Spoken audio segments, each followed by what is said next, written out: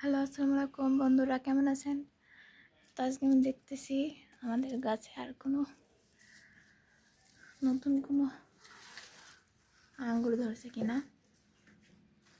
মনে হচ্ছে এখানে একটা আঙ্গুর ধরছে। এই যে এই যে 1 2 3 4 5 6 3 7টা। এই যে